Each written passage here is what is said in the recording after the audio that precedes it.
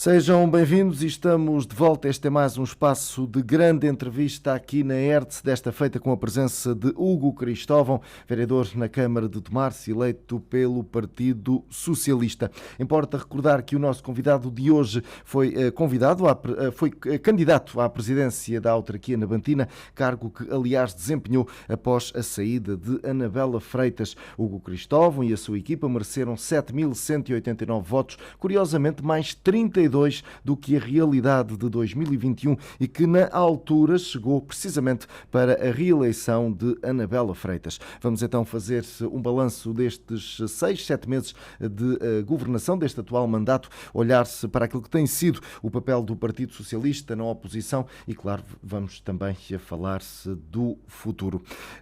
Vereador Hugo Cristóvão, boa tarde, bem-vindo, obrigado pela presença, pela disponibilidade para estar connosco neste primeiro balanço a este atual mandato.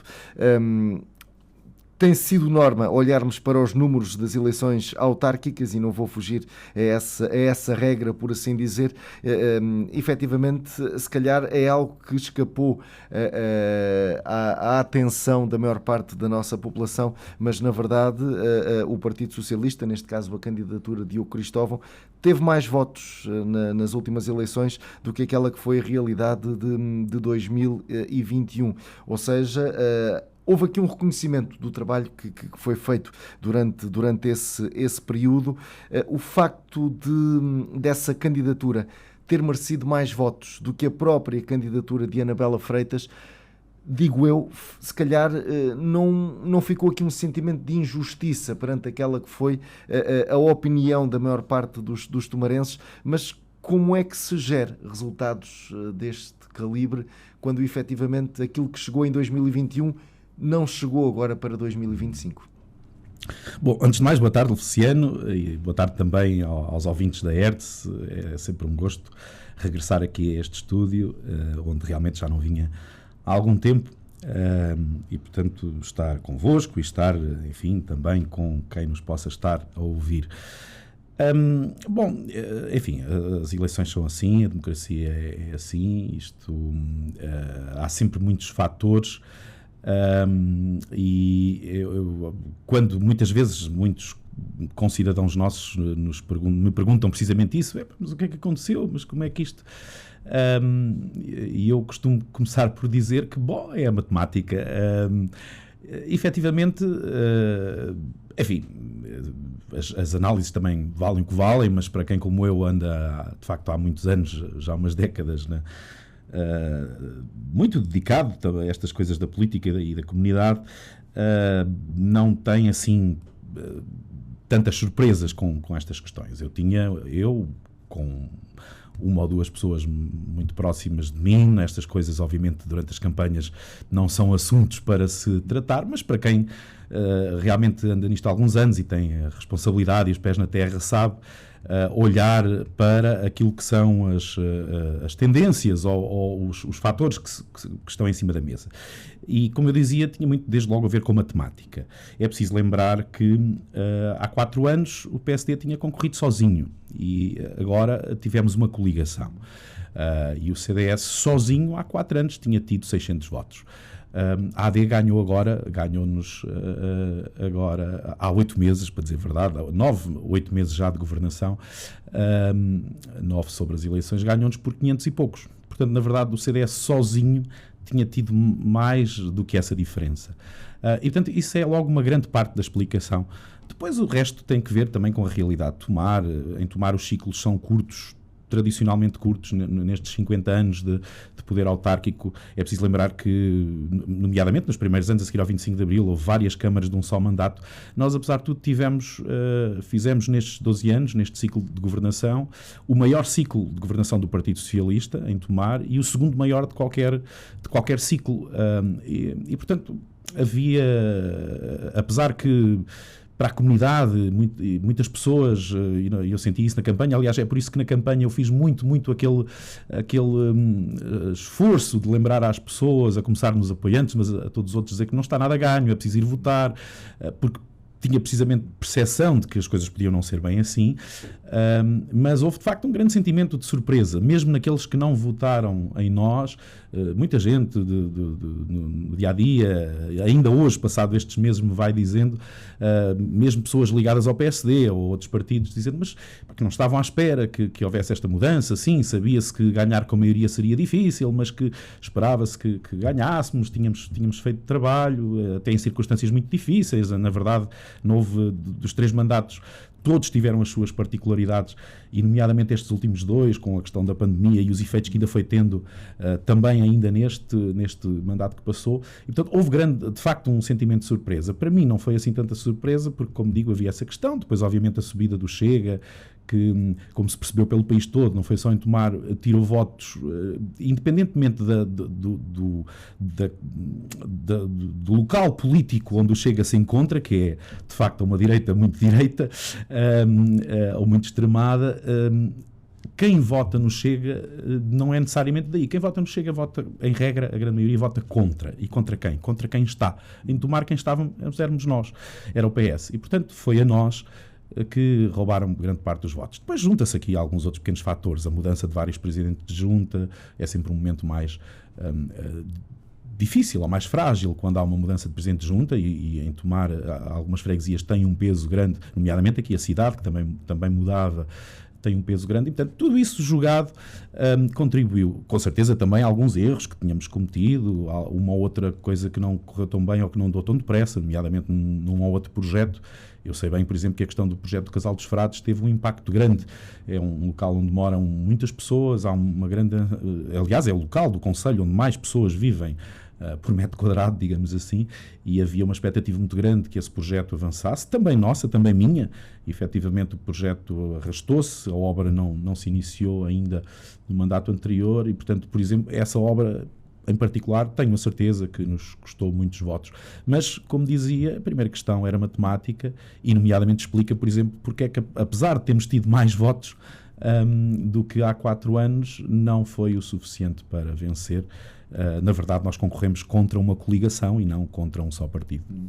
Mas houve aqui algum sinal durante a campanha, por exemplo, de que efetivamente os resultados pudessem ser estes? Houve essa percepção ou os resultados da noite eleitoral foram efetivamente a surpresa naquele momento? Não, quer dizer, para mim não é? Eu creio que para a maioria das pessoas, incluindo para os elementos das nossas listas e apoiantes do Partido Socialista, mas como digo, até de outros partidos, eu creio que sim, que houve uma grande surpresa. Para mim não. Como eu digo, eu vinha até por esta questão. Portanto, nós, quer dizer, quem anda nisto há uns anos sabe os números e sabe que há números que são base, dos quais os partidos não baixam. Há uma base que cada partido tem. Depois há circunstâncias. Mas infelizmente as pessoas continuam a votar muito, há muitas pessoas que continuam a votar de uma forma clubística. Eu tinha muita gente que no dia-a-dia, naquelas semanas antes das eleições, que me dizia, olha, eu gosto muito de ti, da tua equipa, e acho que vocês têm a melhor equipa e até tentado fazer trabalho, mas eu sou do partido tal e vou votar no partido tal. E assumiam isto, e diziam isto com... Também tinha ao contrário, também, obviamente, pessoas que diziam, eu sou do partido tal, mas eu não me reconheço naquela equipa, naquelas atitudes, ou enfim, o que fosse, e vou votar em vocês. E a verdade é que há um dado que mostra que houve muita gente,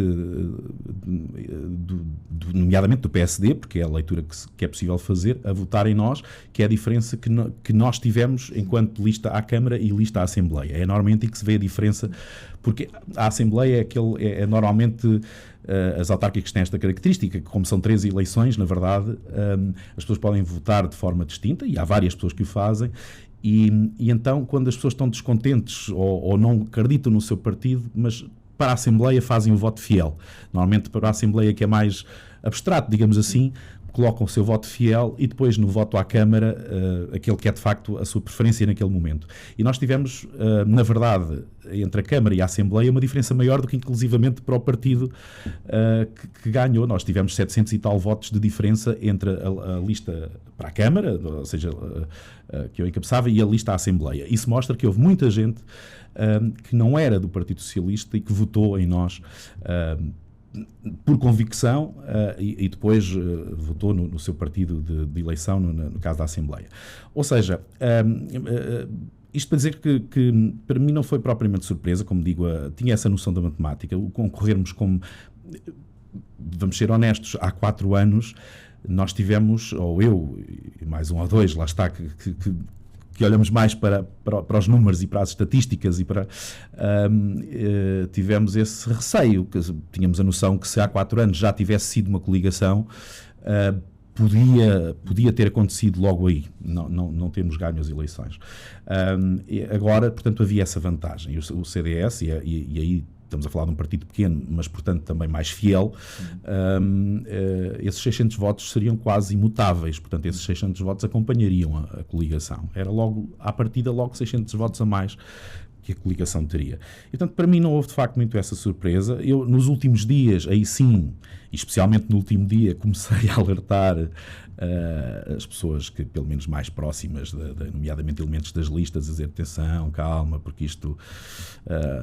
há uma grande probabilidade que não seja como esperamos. Claro que depois, ao mesmo tempo, há sempre, e aí começo por mim, há sempre aquela esperança, digamos assim, de que as pessoas percebam e saibam distinguir, e eu acho que neste caso em concreto, nestas eleições, soubessem distinguir entre o que era ter uma equipa experiente, por exemplo, e o não ter, a equipa alternativa, como se vai confirmando, o que era ter um conjunto de propostas que podiam não ser, como alguns diziam, muito ambiciosas, mas eram realistas, com os pés na terra, sabendo o que é que uma Câmara pode e não pode fazer, e no caso concreto a Câmara de Tomar pode e não pode fazer, que recursos é que tem, e também com base na experiência destes anos e do trabalho que fomos feito, muito dele invisível, muito dele que está em expectativa de poder, algum vai-se agora também já percebendo mais, mas também aquilo que se foi fazendo de obras, de candidaturas, e a alternativa que foi um conjunto de propostas fantasiosas, sem elemento comum, sem um plano, sem uma estratégia, portanto, de certa forma atiradas para o ar como ideias giras, sim senhor, mas muitas delas completamente inexecuíveis. E portanto havia um pouco a esperança de que, apesar desses números, apesar da matemática, pudesse haver essa consciência e um diminuir do voto clubístico. Mas isso não aconteceu. Enfim, é da vida.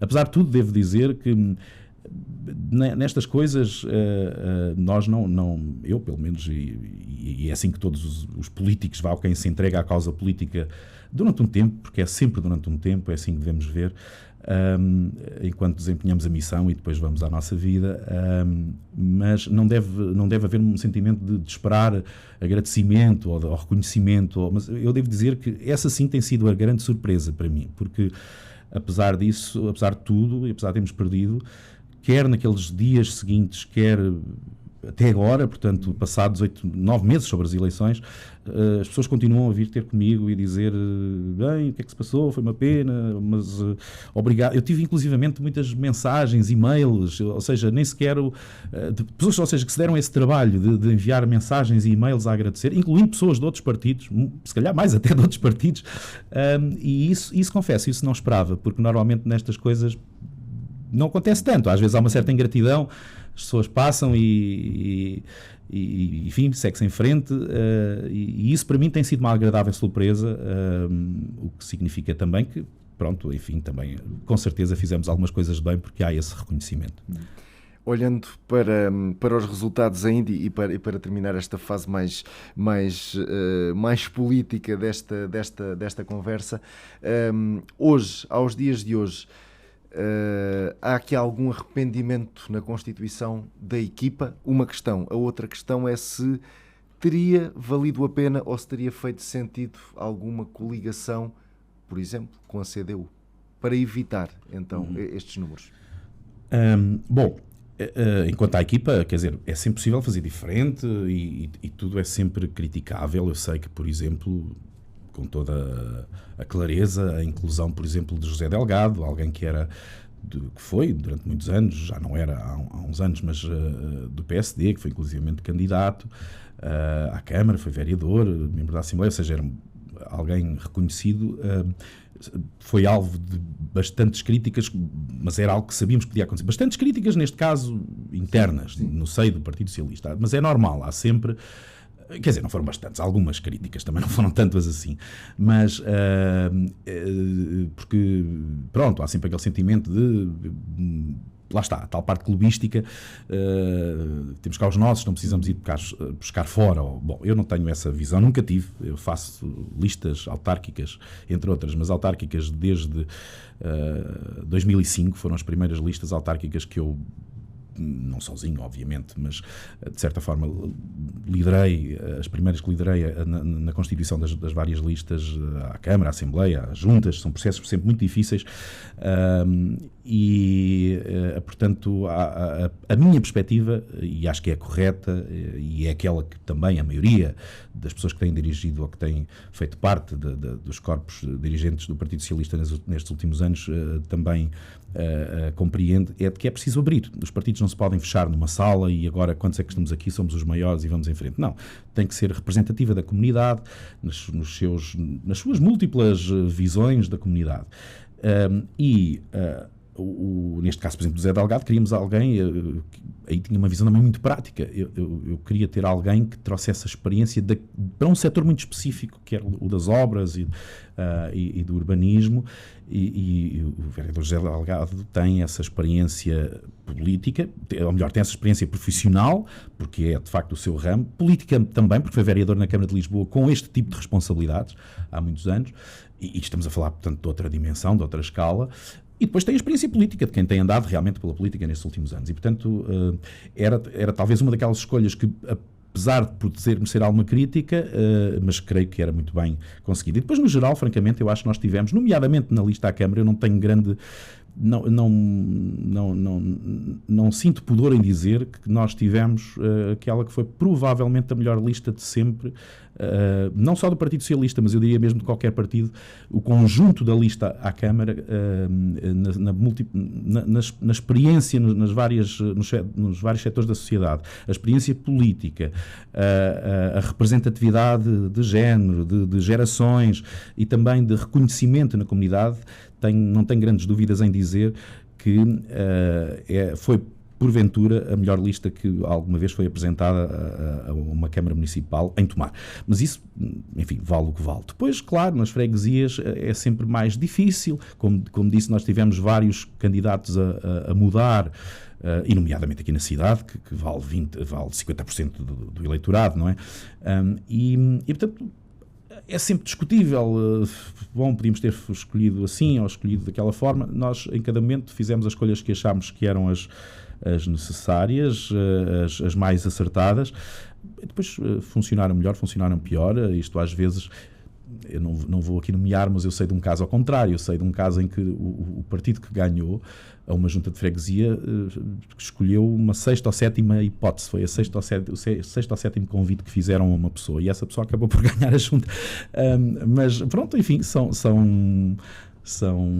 circunstâncias que acontecem, muitas vezes não têm a ver com as pessoas, enfim, tem a ver com conjecturas, com em Tomar aquela maioria silenciosa, que não é aquela que se manifesta nas redes sociais, que não é aquela que no dia-a-dia percorre tanto aqui esta zona mais central da cidade e que está tão atenta às questões políticas ou às questões do dia-a-dia da autarquia.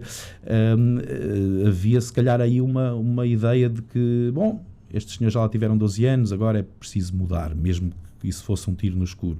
E se calhar essa ideia também ganhou algum espaço.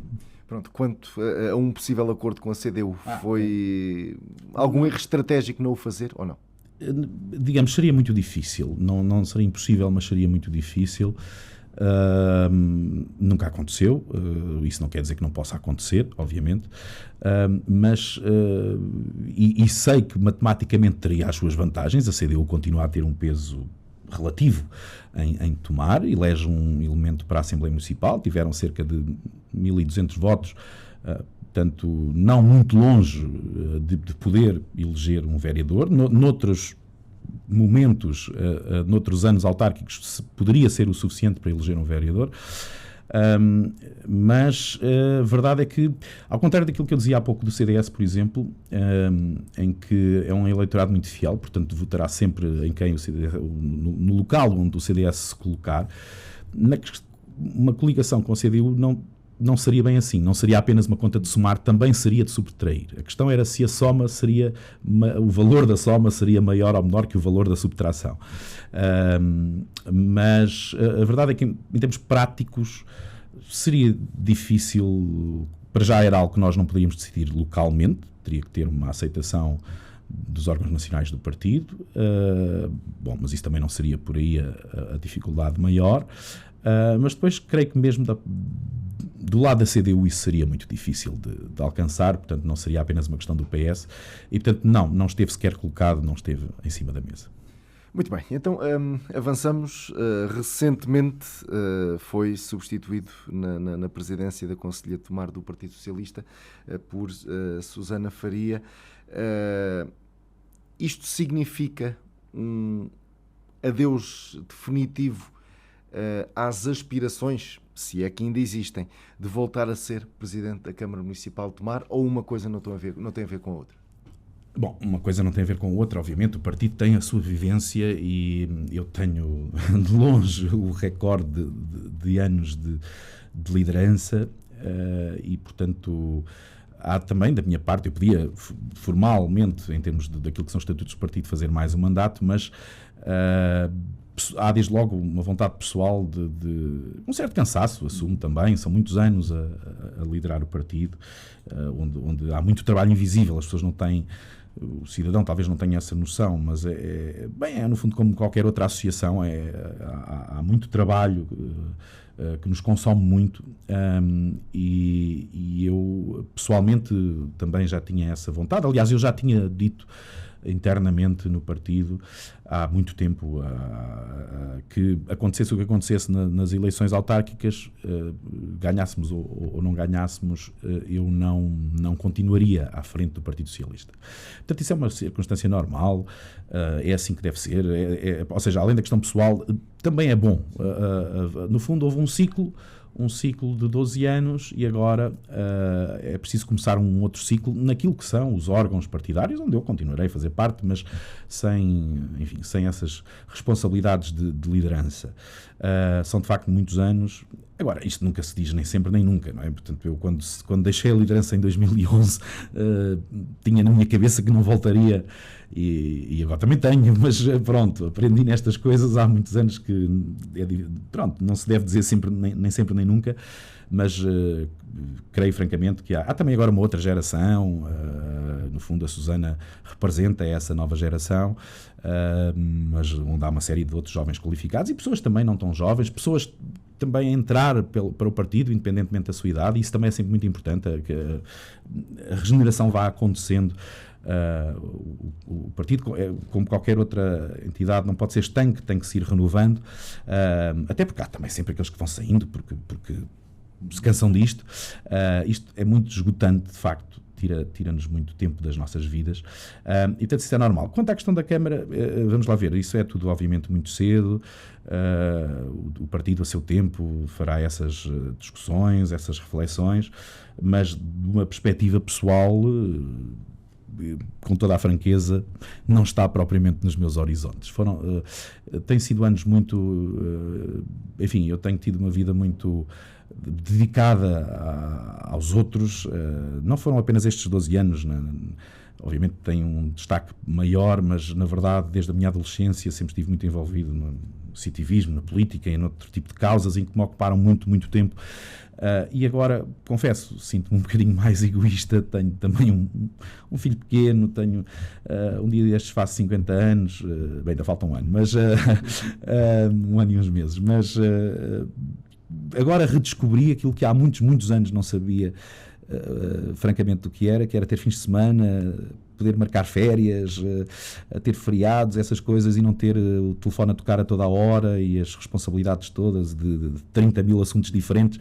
E, portanto, francamente, não tenho essa expectativa, até porque acho que politicamente também, normalmente, como eu costumo dizer às vezes, muita gente me faz essa questão no dia-a-dia, é verdade. Mas os resultados das eleições não conferem essa legitimidade de poder pensar que, daqui a 4 anos tenho novamente essa possibilidade de poder concorrer novamente à presidência da Câmara de Tomar, porque efetivamente estes resultados foram superiores aos resultados de 2021 e daí estou a falar desta legitimidade. Não, legitimidade, para ser totalmente franco, legitimidade acho que teria.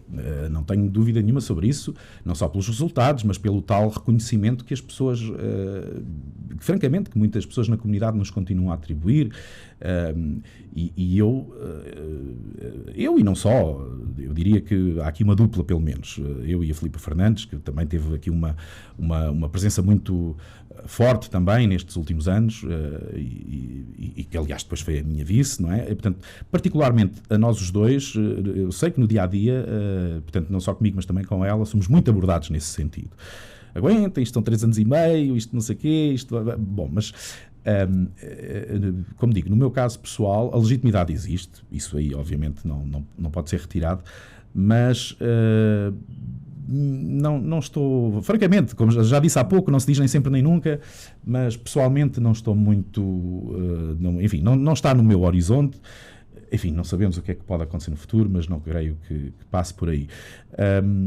Mas a seu tempo o partido irá, com certeza, tem que fazer este caminho.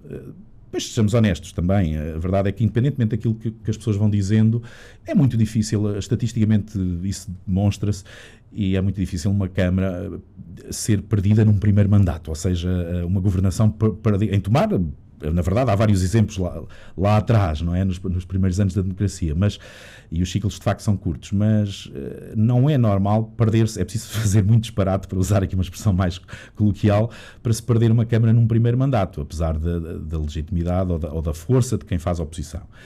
Nós perdemos com muita dignidade, creio eu, porque perdemos, entre aspas, bem, nunca se perde bem, mas de facto saímos com reconhecimento, com um resultado muito curto, não saímos com aquela imagem que às vezes acontece já realmente de fim de ciclo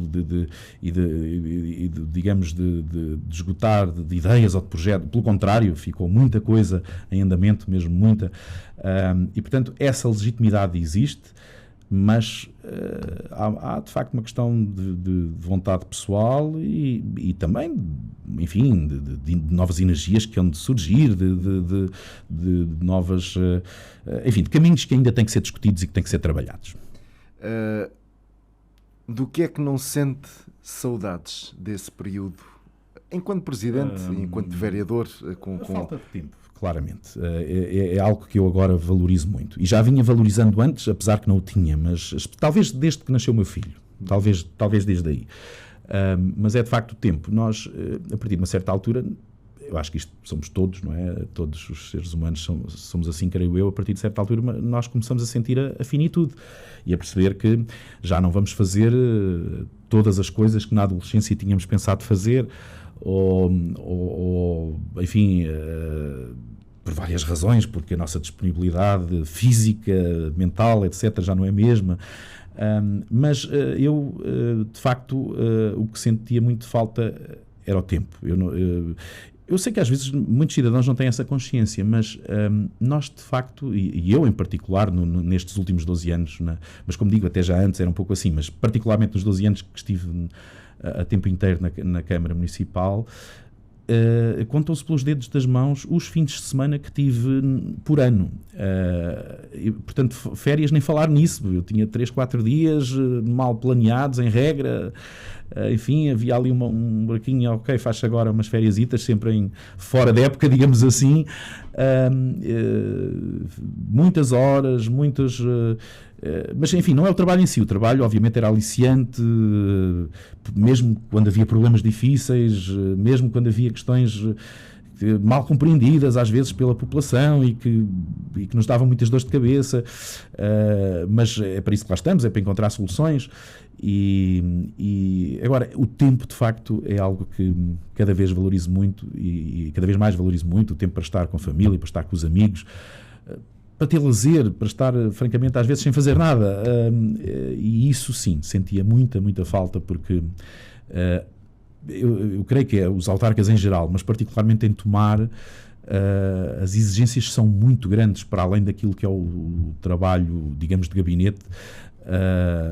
E mesmo esse é demorado. Eu ia muitas vezes, por exemplo, aos sábados, ocasionalmente aos domingos para os espaços do Conselho trabalhar, para conseguir despachar aquilo que durante a semana não tinha despachado, ou então noutros tempos. Não aconteceu tanto neste último mandato, é verdade, talvez porque lá está também, por causa do filho pequeno, etc. Mas nos 2 primeiros mandatos eu saía muitas vezes à meia-noite, à 1 da manhã, ficava a despachar e só me dava conta do tempo quando o sino da igreja tocava, portanto, e portanto tempo é aquilo que realmente falta. A crítica infundada, a exposição pública, a família que por vezes não consegue ser protegida, é um descanso esta fase, comparativamente com essa fase de maior responsabilidade. Não tem nada a ver, apesar que às vezes ainda vai acontecendo, até porque agora aqui e ali, mas são os suspeitos do costume, agora até está com mais oposição do que a governação, mas são casos muito particulares que também enfim, não se pode dar importância. Assim, estas coisas fazem parte e nós temos que realmente ter... Eu nos primeiros anos de mandato, eu lembro, por exemplo, no meu primeiro mandato, ser convidado para ir a um outro conselho, a uma conferência, falar para jovens da Juventude Socialista, enfim, distrital, e fui a falar sobre isso e perguntaram-me, bom, o que é ser autarca, o que é preciso e tal. E eu disse aí, como disse muitas vezes, é preciso disponibilidade desde logo mental, e depois a temporal, a física, tudo isso, é de facto disponibilidade, e temos de estar disponíveis para isso, perceber que vai acontecer. Depois há formas de reagir. Por exemplo, a Anabela Freitas, acho que não estou a cometer nenhuma inconfidência, porque ela também o dizia publicamente várias vezes, e é verdade, eu sei que é verdade, ela pura e simplesmente não via redes sociais. Não as via.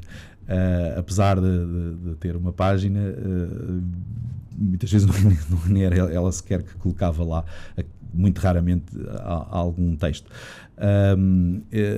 Portanto, há várias formas de reagir. Eu ia vendo com algo, enfim, uma outra coisa, enfim, de vez em quando, mas também não se pode ligar a isso, não se pode ligar a muitas coisas. Percebemos que há muitas coisas que são intencionais, que são com maldade, são de facto para tentar atingir ou para tentar desvirtuar, para tentarem criar ideias nos outros e na comunidade, e em alguns casos aqui ou ali até terá funcionado. É óbvio que no meu caso pessoal, também do Dona Anabela Freitas, houve aqui nestes últimos anos um ataque muito direto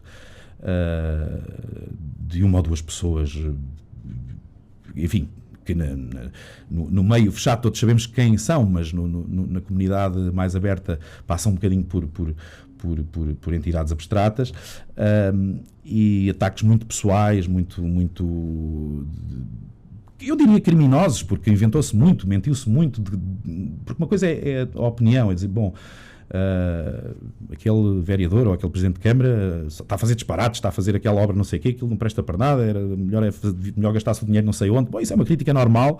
Agora, quando se entram por caminhos de questões pessoais, de tentar dizer que é corrupto ou que, sei lá, esse tipo de coisas, obviamente isso é de facto para mim criminoso, e criou-se muito disso, tentou-se muitas vezes entrar nesses caminhos, e depois isso, claro, atinge pessoas para além de nós que somos os que damos a cara e que nos expomos, atinge a família, atinge amigos, atinge às vezes pessoas que não têm nada a ver. Eu lembro, por exemplo, quando foi posta uma notícia a circular totalmente falsa, que havia empresas a fazer obras em minha casa e não sei o quê, bem, empresas que não tinham nada a ver com o assunto, nem sabiam onde é que era a minha casa, enfim, portanto, ou seja, nós estamos preparados para essas coisas, eu sempre estive, apesar que às vezes há uma ou outra que pesa um bocadinho mais, mas de facto as pessoas que não têm nada a ver com o assunto é que não deveriam ser chamadas ao assunto, e às vezes acontece. Muito bem, então avançamos aqui para alguns temas que têm marcado a atualidade. Ainda há pouco falei em 6, 7 meses, mas efetivamente o tempo passa a correr e já está bem para além disso. Mas durante estes últimos meses há aqui um aspecto marcante que teve a ver com a tempestade Christine, com tudo aquilo que foi necessário fazer, acudir a quem mais necessitava, muitas limitações. Pergunto-lhe muito diretamente se ficou satisfeito com a resposta que viu por parte do município ou não? Houve aqui, efetivamente, algo mais que poderia ter sido feito? Bom, antes de mais, eu quero sublinhar, como aliás até em reunião de Câmara já sublinhei, que eu não tenho uma perspectiva, eu e nós no trabalho que estamos a fazer, tentamos fazer uma oposição construtiva, até tentar, até precisamente aquilo que não tivemos nos últimos anos, ter uma oposição construtiva, que não critica tudo e mais alguma coisa, que não critica só porque sim, e francamente eu acho que nós até, em muitos casos, até estamos a deixar passar muita coisa, porque, enfim, para dar uma certa latitude, um certo tempo à nova governação, que obviamente não tem experiência, quer dizer, isso é normal. Estamos a falar quer do líder, quer da equipa dos eleitos, quer dos nomeados, portanto a equipa escolhida pelo Presidente, são pessoas que não têm experiência. Isso até certo ponto é normal. O que às vezes faz falta, o que não é tão normal, é depois a falta de humildade para reconhecer isso. E portanto, não existindo essa experiência, é preciso ponderar ainda mais as decisões que se tomam, aconselhar-se, ouvir as pessoas que estão à volta, a começar por... Eu nem digo nós, que estamos na oposição, apesar que eu, desde a primeira hora, desde o dia das eleições, me disponibilizei sempre ao Sr. Presidente para aquilo que entendesse. Nós tivemos 3 reuniões de passagem de pastas, digamos assim, sempre a meu pedido, porque senão não teria havido nenhuma. Portanto, temos sempre disponíveis para naquilo que é bem de tomar e daquilo que é o nosso conhecimento e da experiência de realmente muitos anos, de conhecer os projetos, de conhecer os funcionários, de conhecer as instituições, de estar disponível para. Portanto, a mim, o que me às vezes choca mesmo um bocadinho é essa falta de humildade de perceber que devia de haver aqui um bocadinho mais ponderação e de ouvir as pessoas. Até porque há muito conhecimento instalado nos serviços, mesmo muito. Ora, quando acontece algo como a Christine, que é, de facto, foi um evento realmente inesperado, enfim, não é possível prever, pelo menos até algumas horas antes, e a dimensão com que ocorre, portanto, não é possível prever, programar tudo, planear tudo, portanto, vão sempre acontecer muitos imponderáveis. Agora, eu disse-o de forma muito ligeira, numa reunião de Câmara, que nem tudo correu bem. Fui um bocadinho até amigo. O Sr. Presidente ficou muito exaltado, depois vem sempre com aquela imagem que, francamente, para quem dedicar 2 segundos de pensamento, percebe que é uma caricatura para quem o está a dizer, não para quem está a ouvir, que é aquela imagem de que nem motosserras havia. Enfim, eu poderia explicar isso, mas acho que quem dedicar, como dizia, 2 segundos percebe que não é assim. Quer dizer, planeamento de proteção civil não é assim que funciona. Nenhuma Câmara tem 50 motosserras num armazém ou 10 máquinas de rastos, não é assim. Mas pronto, nem tudo correu bem. Desde as questões mais formais, que às vezes, quando não se sabe e não se está atento, e depois também não há quem aconselhe ou não se ouve quem pode aconselhar, se deixa passar, porque nem se tem noção às vezes de que há certas formalidades que têm que se fazer. Eu até hoje estou convencido, por exemplo, que não houve o despacho da declaração de emergência e, portanto, muitos das coisas que foram feitas, enfim, como eu digo muitas vezes, é tudo bonito até correr bem, mas, enfim, uma máquina entra numa propriedade privada e o cidadão reclama.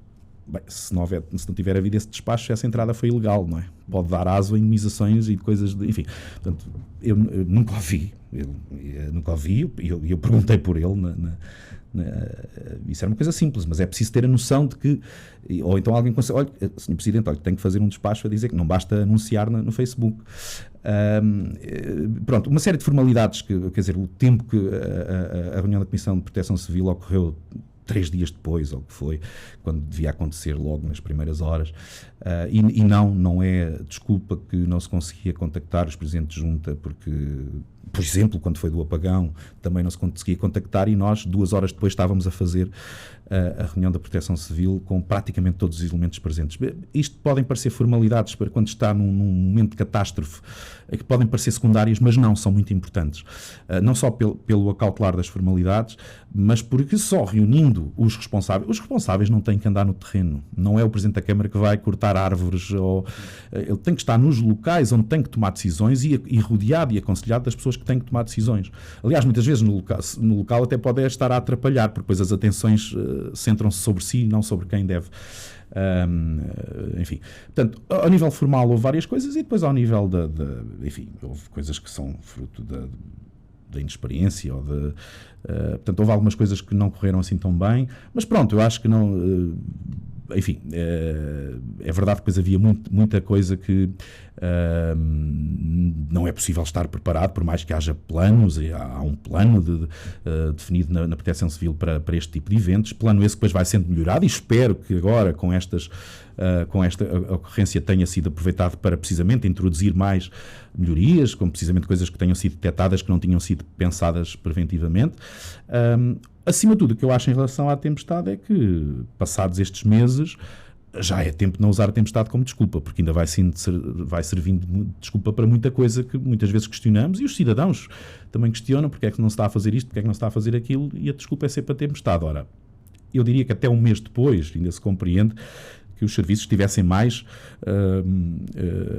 subcarregados com questões que havia a resolver em relação à tempestade. Mas a verdade é que, passado esse tempo, não se vê que os serviços estejam ocupados com questões relativas à tempestade, a não ser aquela meia dúzia de funcionários ou uma dezena de funcionários que andaram a tratar do avaliar das candidaturas, e de resto não sinto que possa servir de desculpa, mas a verdade é que ainda vai servindo de desculpa para muita coisa.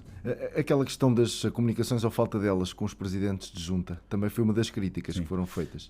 Isso mais uma vez, é quase uma caricatura que pode ser explicada. O senhor presidente diz, porque não havia Starlink nos bombeiros. Bom, a verdade é que, por exemplo, se existia um gerador, ou seja, se não faltava eletricidade e mesmo a comunicação, mesmo que mais artesanal, existia, é porque nós tivemos esse cuidado há 1 ano ou 2 atrás, quando se compraram esses equipamentos.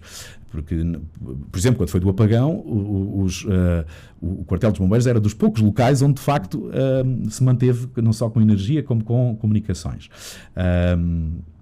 Ou o facto de termos sempre, por exemplo, também combustível de reserva nos taleiros municipais, na FAI, e também aí temos uma bomba com gerador, e, portanto, temos não só para os nossos veículos municipais, mas para poder socorrer aquilo que esteja definido como mais prioritário, seja, obviamente, os nossos bombeiros, são municipais, portanto, aí obviamente já está cautelado, mas também as forças de segurança, o INEM ou outras situações, por exemplo, de IPSS ou outras, que precisem, numa situação enfim, deixe de haver combustível, e portanto existe essa cautela, desde que as regras que estão definidas não se alterem. Portanto, há sempre reserva na bomba dos estaleiros municipais, conhecido como FAI. E portanto, agora, essa questão do Starlink é preciso. Isto é como ter um Ferrari, mas depois não ter estradas para andar nele. O que é que interessava ao Starlink se depois mais ninguém tivesse? Bem, eu tinha de facto ali um sistema muito bom, mas que não falava com ninguém, porque ninguém, quer dizer, é o princípio básico da comunicação, acho que se aprende na escola ainda. A comunicação precisa pelo menos de um emissor e de um receptor, ou de preferência, neste caso, de muitos receptores. Ora, isso não existia, portanto, mais uma vez, é uma falácia, não faz sentido, não é nesse sistema que o sistema da Proteção Civil está montado. Todos sabemos que está montado, e é o que está nacionalmente definido, no Ciresp, que tem as suas falhas, como sabemos, mas que aquilo que os últimos anos têm dito é que às vezes tem falhas momentâneas, de minutos, mas vai funcionando. E é esse o sistema que está definido. Portanto, não adianta vir falar de Starlinks, se depois mais ninguém tem Starlink, não é? Portanto, é daquelas coisas que se diz, quem está mais distraído diz, pois, realmente estávamos muito atrasados, mas a realidade depois é outra. A saída do ex-comandante Humberto Morgado teve alguma coisa a ver com esta resposta à tempestade Christine ou não? Quer dizer, todos sabemos, a desculpa oficial do Sr. Presidente é que, pronto, eu sei que esteve, até com mentiras que foram ditas, para dizer a verdade, porque o senhor comandante, que vive em Leiria, foi dito que tinha chegado tarde, bom, quer dizer, lá está, é preciso recordar aquele dia, mas mesmo que tendo prejuízo até familiares, na sua residência, etc., estava, porque sei que esteve rapidamente no comando a liderar, que é onde deve estar, lá está, não é? O comandante não tem que ir para o terreno, tem que estar no comando a liderar e a orientar recursos. E, portanto, A verdade é esta, não vale a pena, não teve nada a ver com isso, houve razões, eu nem consigo explicar porque não são políticas, porque o comandante não era político, quando é verdade que o comandante foi uma das duas únicas chefias em 12 anos, uma das duas únicas chefias que vieram de fora dos serviços, que nós nomeámos de fora dos serviços, na altura, ao contrário de agora, que em pouco tempo não só foram alargados imenso o número de chefias, até se atrapalham, mas apesar de não estarem todos nomeados ainda, já há vários que não eram dos serviços municipais. Portanto, quer dizer, eu conheço as razões, mas porque andamos nestas coisas, conhecemos as pessoas, mas são tão mesquinhas que eu francamente acho que nem vale a pena dizer mais do que isto, que foi um enorme disparate. Claro, um disparate que depois imediatamente alguém aproveitou. Nós tínhamos uma das pessoas mais formadas, mais capacitadas, isto é um meio pequeno, portanto a Proteção Civil ao nível profissional, que é uma coisa que também não se está a querer perceber, que nós em Tomar temos uma realidade que só 27 ou 28 municípios do país têm, que é não apenas Proteção Civil, mas bombeiros municipais, e portanto não podemos ignorar isso. Temos o braço armado da Proteção Civil, que são os bombeiros municipais, sapadores, bombeiros, e está-se assim a querer voltar a uma espécie de amadorismo, de olhar para os bombeiros como se fosse uma associação, que é realmente a realidade que existe em grande parte do país e em Tomar já foi gerido assim, mas nós quisemos dar-lhe precisamente a visão contrária, que era ter alguém muito profissional, muito capacitado, altamente formado. Foi assim que foi escolhido, andámos à procura enfim, pelo país, e tivemos os melhores conselhos e orientações sobre de quem se podia escolher, e até que escolhemos Humberto Delgado e correu muito bem.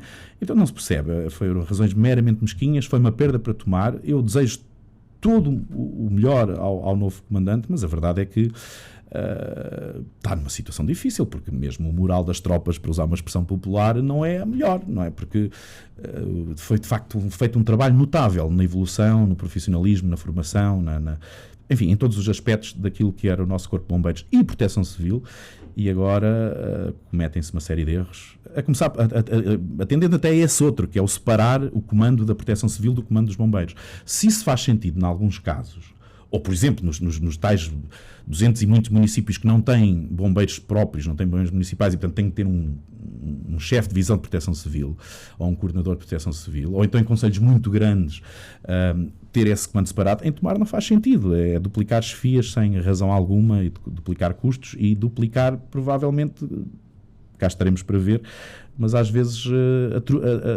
entropias na coordenação e na chefia, ainda por cima num setor que tem que ser de facto muito hierarquizado, e onde não pode haver dúvidas sobre qual é a linha de comando e quem é que manda.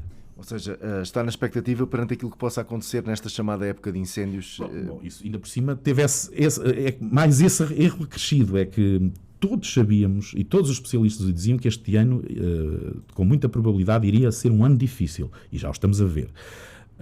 E te faz uma troca não, quer dizer, manda-se embora o comandante e depois andou-se à procura, e vamos também ser honestos, estas coisas não são públicas, mas quem anda nestas coisas sabe, foram convidados meia dúzia até ver um que aceitou, portanto, e por isso mesmo tivemos um enorme tempo sem, enfim, há um segundo comandante, obviamente, que esteve a liderar, mas sem essa definição da linha de comando, e portanto o novo comandante chega não só com todos os outros problemas criados, mas chega num momento em que, de facto, já estamos no índice máximo das preocupações, não é? E, portanto, até nisso não faz sentido, porque, ok, se queria assim tanto mudar o comandante, a comissão de serviço dele acabava no final do ano, em dezembro, portanto, enfim, lá para outubro, novembro, fazia-se isso, deixava-se passar a época, até politicamente era mais inteligente, muito mais inteligente, não é? Porque não só dizia, não há aqui, enfim, não vamos renovar, queremos experimentar outra coisa, como se tinha deixado de passar a época complicada, e assim, se houvesse algum problema, até se podia dizer que, bom, enfim, houve aqui alguma coisa que não correu bem. Agora é óbvio, se houver alguma coisa que não correr bem, esperemos que não, porque está sempre em causa pessoas e bens, enfim, prejuízos para a comunidade, mas se houver alguma coisa que não corra bem, obviamente a responsabilidade é só uma, é de quem criou esses problemas onde eles não existiam e criou esta instabilidade num setor, como vários outros, mas num setor em que precisa muito de estabilidade e nada de invenções. Muito bem. Outro tema que tem e que mexeu com a atualidade e que agora também nesta entrevista já foi alvo de algum reparo tem a ver com esta reforma dos recursos humanos, por assim dizer, mais divisões, departamentos, chefias. No seu entender, nada disto faz sentido? Consegue perceber porquê que houve esta necessidade do atual Executivo avançar para esta reformulação? Está na mesma linha daquilo que foram as muitas propostas que nós chamávamos os 60 dias, 60 fantasias, está na mesma linha, que é coisas mal pensadas, pensadas apenas no abstrato. E no abstrato nada a dizer, até podiam ser ainda mais 20 desfias.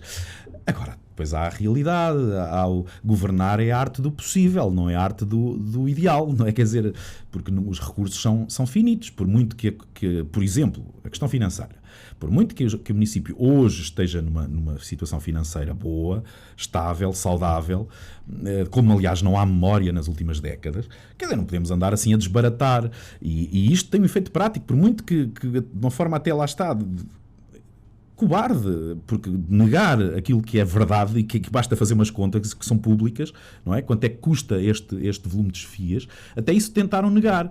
Ora, isto não é possível negar porque os números são públicos, os vencimentos de qualquer funcionário público, e neste caso das chefias municipais, são públicos. Portanto, qualquer cidadão consegue ir à internet, vê lá na página da Direção-Geral das Autarquias Locais, estão lá os vencimentos, multiplica por X e vê que aquilo dá um acréscimo de mais de 1 milhão de euros por ano só em chefias.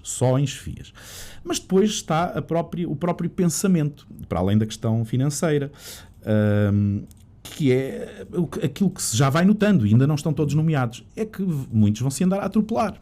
Ou há um conjunto de redundâncias, ou há também um conjunto de unidades orgânicas onde há um chefe a esfiar-se a si próprio, ou a si mais um administrativo. Ou seja, quando se tenta argumentar que isto é porque se quer o serviço a funcionar melhor, porque se quer outra visão, grande estratégia, não houve estratégia nenhuma, copiou-se um modelo de 1 ou 2 câmaras, mas que não tem a nossa dimensão. Portanto, nós temos que ter a noção da nossa dimensão. O Concelho de Tomar tem próximo de 40 mil habitantes, mais alguns que não são formalmente residentes, mas têm mais 3 ou 4 milhares que estão por cá, mesmo não sendo residentes. E, portanto, é essa a nossa dimensão. E, portanto, não faz sentido ter uma estrutura com esta... porque, na maior parte dos casos, o que aconteceu foi apenas que as pessoas passaram a ganhar mais. Mas não altera nada daquilo que é o dia-a-dia. E, como digo, em alguns casos até altera para pior. E vai-se ver com o decorrer do tempo, vai-se notar mais que é essa redundância ou até mesmo alguns atropelos. Não vai correr muito mal, espero e creio, porque as pessoas são pessoas e querem o melhor dos serviços e o melhor do serviço prestado à comunidade. Conheço grande parte... exceto aqueles que vieram de fora, mesmo os que vieram de fora, alguns conheço, e portanto não correrá tão mal por isso, porque as pessoas acabam, porque muitas delas conhecem-se há muitos anos, e portanto vão tentar que as coisas corram bem. Mas de facto, aliás, basta ver em alguns dos pontos que vão à reunião de Câmara, onde já vemos, são pequenos exemplos, mas é nesses detalhes que se vai vendo, onde o mesmo processo tem informação de 2 chefias. Portanto, estão 2 chefias a fazer a informação para o mesmo caso, estão a perder tempo, às vezes horas, para um simples processo, 2 chefias diferentes. E, portanto, isto vai acontecer com regularidade, ou seja, creio que não há globalmente ganhos de eficiência, porque não houve uma atualização, que essa sim teria sempre que acontecer. Eu também a faria, aliás tinha anunciado, fizemos-o também nos anos anteriores, todos os mandatos nós fizemos uma atualização da estrutura orgânica, nós fizemos 3 em 12 anos, portanto foi sensivelmente uma por mandato. E agora também aconteceria.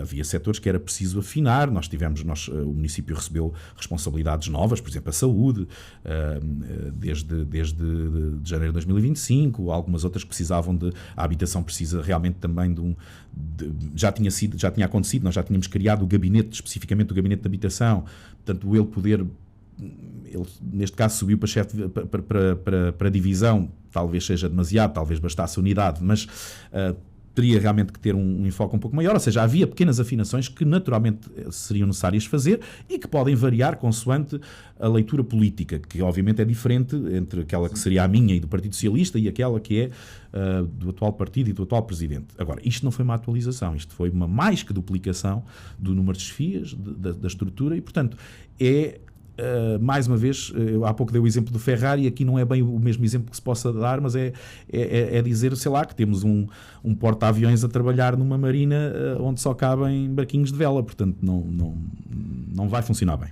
Ou seja, no seu entender, não havia necessidade de fazer esta reforma, mas pelo menos reconhece o mérito em quem foi aqui promovido. Aqui não está nas pessoas, a questão não está nunca nas pessoas, pode haver um caso ou outro, enfim, que seja mais duvidoso, e obviamente que há casos que são claramente político-partidários.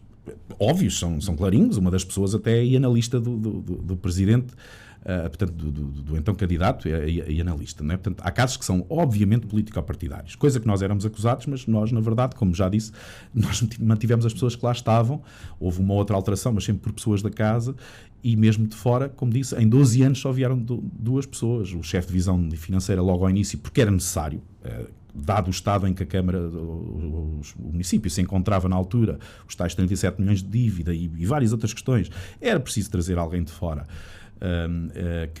que pudesse chegar ali e ter um pulso forte para gerir aquilo, e assim foi na altura, com o Dr. António Cúrdia, que tinha um currículo insuspeito, e numa estrutura até maior que o município, porque ele tinha sido chefe no centro hospitalar, e depois, mais tarde, o comandante dos bombeiros. Portanto, nestes poucos meses nós já vieram, não sei, 3 ou 4 pessoas de fora.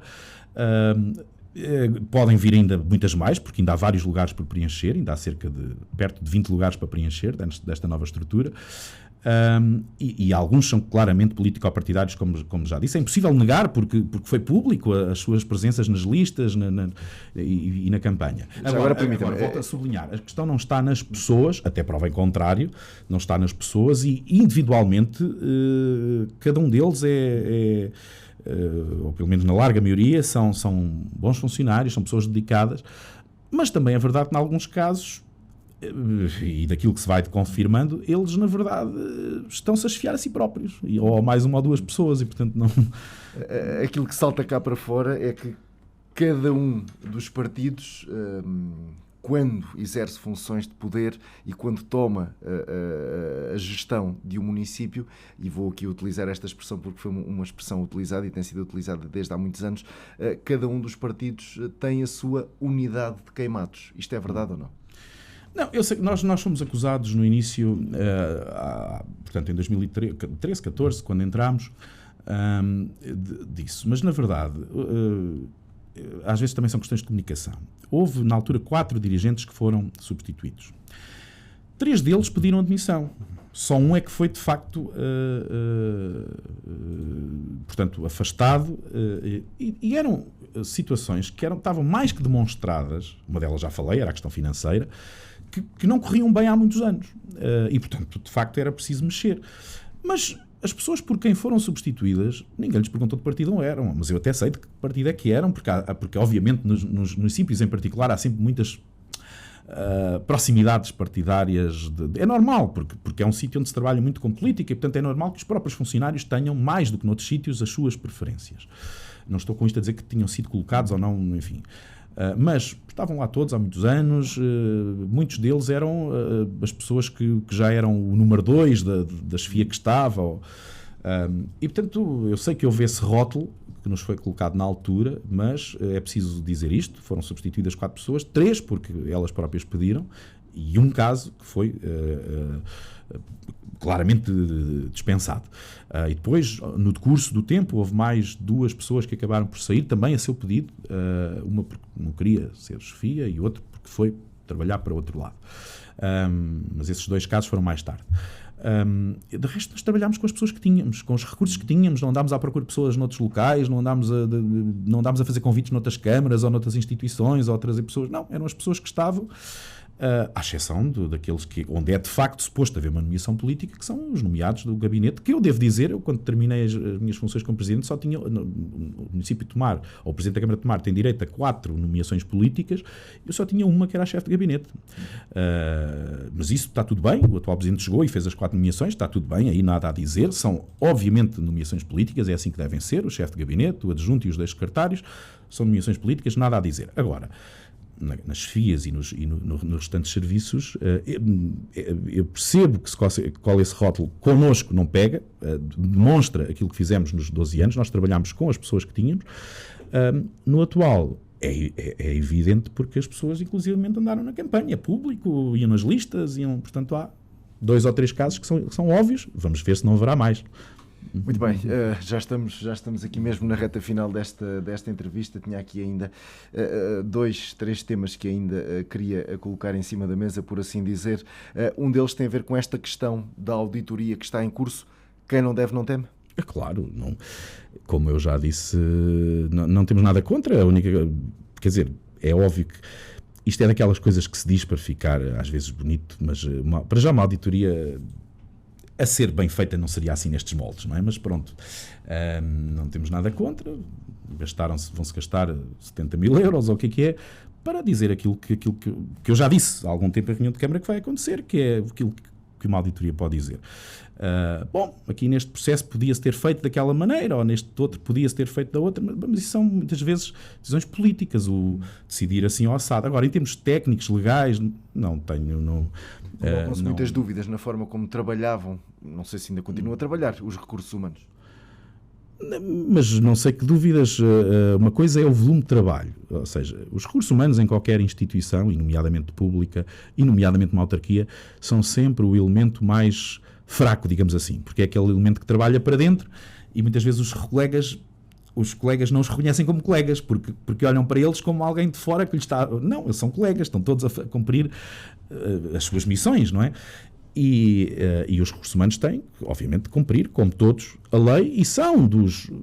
É preciso também que se note isto, é que são dos sítios mais auditados, porque todos os anos os municípios são, na prática, auditados pelas entidades nacionais, e nomeadamente os recursos humanos reportam à ADGAL, à Direção-Geral das Autarquias Locais, várias vezes ao ano, assim como a divisão financeira, e depois ainda há o urbanismo, que tem outro tipo de ainda agora, foi esta última reunião de Câmara, o relatório do Yamagot, que é precisamente o instituto que faz a inspeção a nível urbanístico, ainda sobre o PDM, onde também tinham sido levantadas umas suspeições, no nosso caso e no caso de Orem, e onde veio demonstrar que nenhuma ilegalidade foi cometida, enfim, foi tudo, obviamente, nos termos da lei. Mas no caso dos recursos humanos e da financeira, isso acontece ainda com mais frequência, acontece várias vezes ao ano. Portanto, não estamos noutros tempos em que se podiam fazer coisas, enfim, coisas que aconteciam, que todos sabíamos que aconteciam.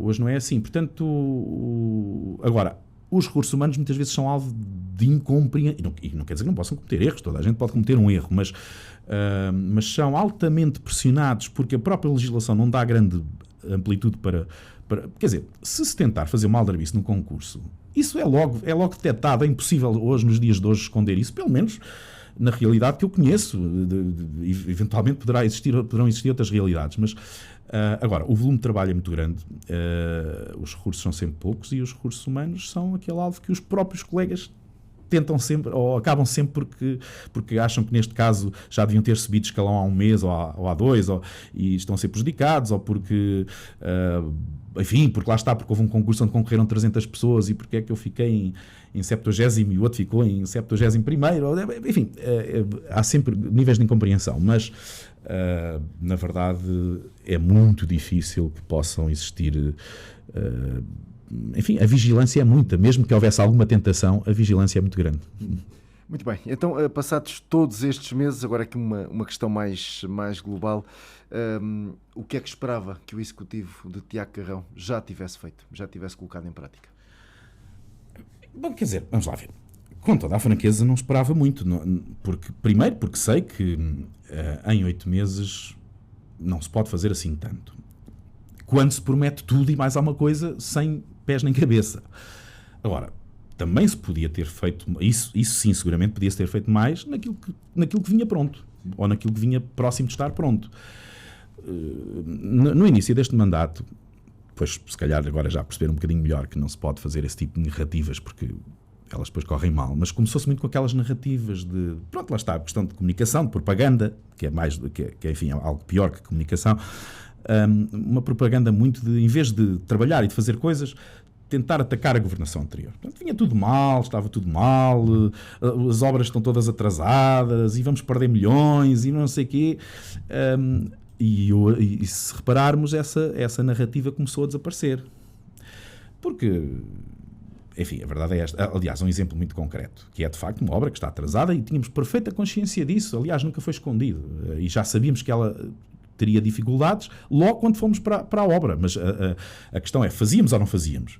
Porque governar é isso, é encontrar soluções para os problemas que vão aparecendo. Coisa diferente é criar problemas novos para depois parecer que se resolveu alguma coisa. Que também é uma tática política, há muito conhecida, que é o criar dificuldades para depois vender facilidades. E foi um bocadinho isso que pareceu que no início estava a ser feito. Em relação à obra da Gualda em Paz, que é o exemplo que queria referir, que é de facto evidente, sim, há um atraso. Mas passados estes 8 meses, o atraso foi diminuído ou aumentou-se? O atraso é maior nestes 8 meses posteriores à tomada de posse ou nos meses anteriores? Tem resposta para essas questões? Eu tenho, pelo menos, grandes probabilidades. A probabilidade é que está pior. Está pior. E não está pior apenas porque passou mais tempo. Está pior porque neste período de tempo ainda houve mais atrasos a decorrer. Mas depois tenta-se dizer porque fizeram alterações na obra. É evidente, isso é óbvio, numa obra daquela dimensão. O problema não está em fazer alterações, elas têm que ser feitas corretamente. Quando foi feito o projeto, na altura, entendeu-se que a ideia era não gastar balúrdios, mundos e fundos. Esta obra, esta reabilitação da Escola Gualda em Paz é uma obra, e eu estou a usar este como exemplo, podia usar vários outros, mas é uma obra que mostra daquilo que foi a nossa contenção financeira. Uma escola desta dimensão, com uma reabilitação de cerca de 5 milhões de euros. Na verdade, eu percebo que isto às vezes para quem está a ouvir estão a falar de milhões e isto parece que é tudo trocos, mas não, é verdade que não é assim. Mas se compararmos com o que tem acontecido pelo país de fora, uma escola desta dimensão tem dado sempre nos 7, 8, 10. Nós temos aqui um concelho ao lado que tem uma escola até menor por 12 milhões. E nós, portanto, porque logo no projeto houve muito essa contenção. Não queremos aqui fazer uma coisa faraónica, queremos reabilitar a escola, como eu dizia ao projetista e à equipa interna e externa, quando lhes no fundo, apresentei aquilo que era a nossa ideia, dizer, eu quero trazer a escola para o século XXI, mas não quero uma escola nova, é esta escola trazida para o século XXI. Portanto, vamos lá melhorar o que tem que ser melhorado, sem invenções. E uma dessas coisas foi, dentro desses propósitos, uma foi de que, no caso da cozinha, na altura, a avaliação foi feita, é que podia-se manter o que estava e aproveitar. Ora, projeto, candidaturas, enfim, tudo isto são processos que demoram.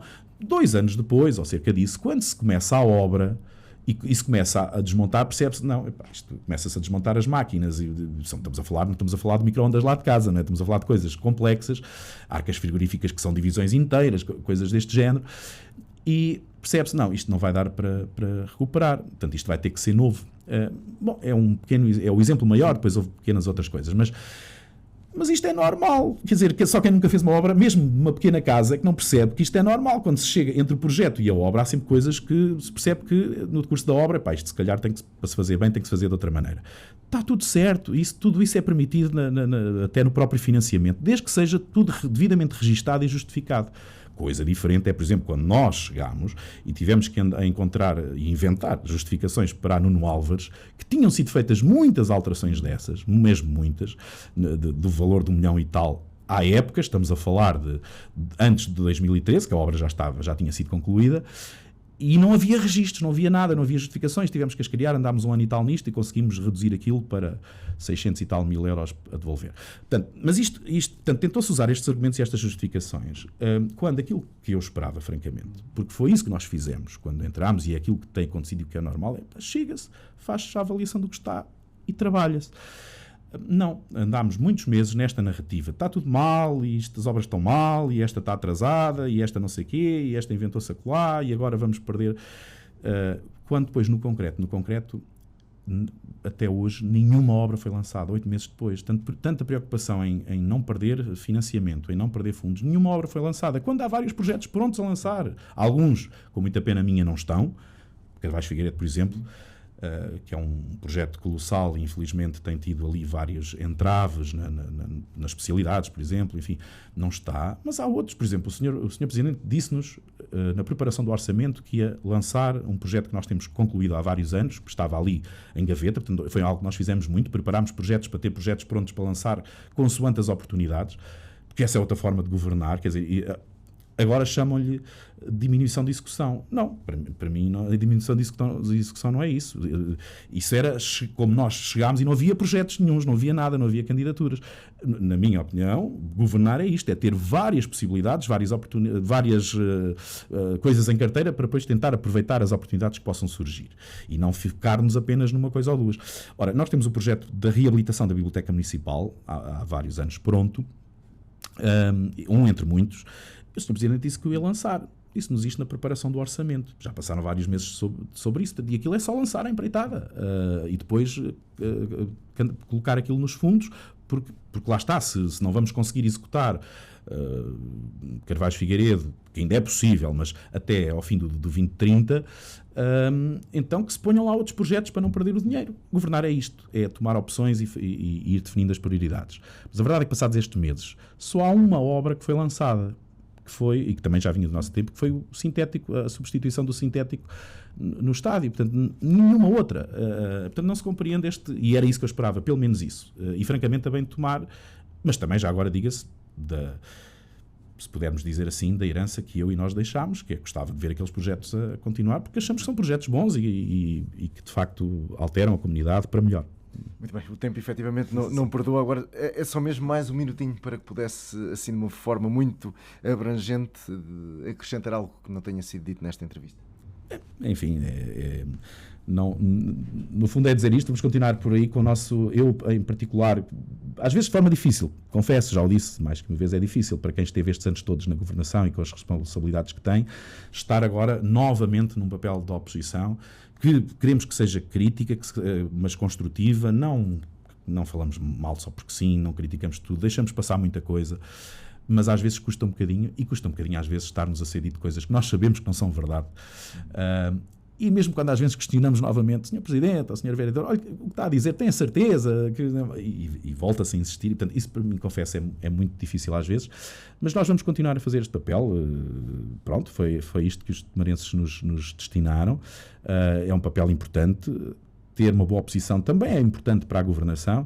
Portanto, é isso que vamos continuar a fazer, mesmo que às vezes, quer da parte política, que se esqueceram do que fizeram nos últimos anos, que era de facto muito pior e de outros níveis, de uma crítica muito permanente, de votar contra tudo, como agora se está a ver, não é? Que nós estamos a votar favoravelmente coisas que eles votavam contra, não é? Mas o que quer dizer, à parte política, mas também particularmente aos cidadãos, que às vezes não têm essa compreensão, bem, então agora falar, mas estiveram lá, bom, mal seria que não falássemos. Portanto, é esse o nosso papel, especialmente nas coisas que nós sabemos que no fundo há aqui dois níveis. Um é aquele que é uma questão de opinião, os senhores estão a ir por aí, eu iria por outro lado, mas é legítimo que queiram ir por aí, mas ainda assim a oposição deve dizer nós não iríamos por aí, iríamos por outro caminho, e aquele em que nós sabemos que as coisas não são assim, não deviam ser feitas assim, ou não podem ser feitas assim, e é o nosso papel também estar lá, aí não apenas como oposição, mas com a experiência que temos de dizer alto lá que isso não está bem. Portanto, mesmo que às vezes não seja bem percebido ou bem aceite, entenda-se que é esse o nosso papel e é aquilo que vamos fazer até ao final deste mandato. Muito bem, e muito obrigado por toda a disponibilidade. O Cristóvão, vereador do Partido Socialista na Câmara Municipal de Tomar. Até uma próxima oportunidade. Assim finalizamos mais este espaço de grande entrevista. Voltaremos numa próxima oportunidade. Fique bem, fique com a ERTE.